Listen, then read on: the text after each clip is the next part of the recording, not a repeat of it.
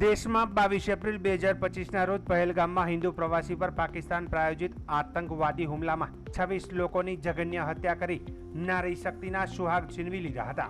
આ જઘન્ય આતંકવાદી કૃત્યનો બદલો લેવા માટે ભારતીય સેનાએ 7મી મેથી મોડી રાત્રે હવાઈ હુમલો કરી 9 આતંકવાદી અડ્ડાઓનો સફાયો કરી દીધો હતો, જેમાં ભારત પર થયેલા કેટલાય હુમલાના સૂત્રધાર સાથે 100 જેટલા આતંકીઓનો સફાયો ભારતીય સેનાએ ઓપરેશન સિંદૂર દ્વારા કરી દીધો હતો।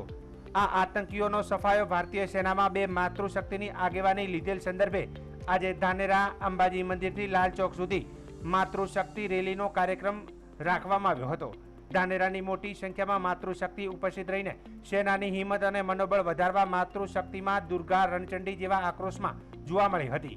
આ પ્રસંગે ભારતીય જનતા પાર્ટી શહેરના પદ અધિકારીઓ તેમજ ગ્રામજનો, રાજકીય પાર્ટી, વેપારી અને સંસ્થાના આગેવાનો દ્વારા ઠેર ઠેર જગ્યાએ ફૂલોથી માતૃશક્તિ રેલીનું સ્વાગત કરવામાં આવ્યું હતું અને દુશ્મન દેશ પાकिस्तान मिट्टीમાં મિલાવવાની હાકલ કરી હતી।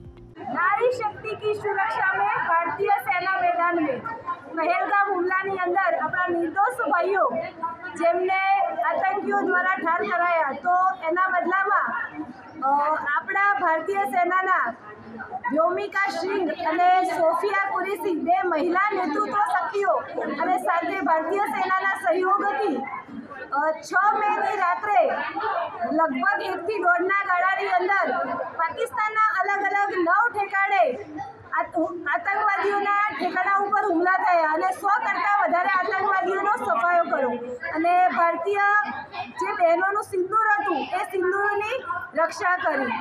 તો એ ભારતીય નારીના સન્માનમાં અને સૈનિકોનું સન્માન વધારવા માટે આજે ધાનેરા નગરની બહેનો દ્વારા શૌર્ય યાત્રાનું આયોજન થયું હતું।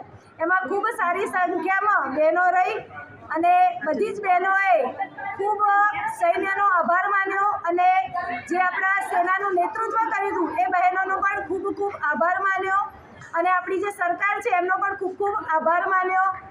આવી જ રીતે જ્યારે રાષ્ટ્રનું કામ હોય ત્યારે આપણે ધાનેરા નગરની બહેનો હર હંમેશા આગળ રહેશે એવું બધાનું કહેવું હતું। પહેલગામ આતંકી હુમલામાં આપણા ભારતીય પ્રવાસીઓની હત્યા કરવામાં આવી। આમાં આપણી બહેન દીકરીઓના સુહાગ ઉજાડી લીધા હતા। આના બદલામાં ભારતીય સેનાએ ઓપરેશન સિંદૂર કરી આતંકવાદીઓનો નાશ કર્યો।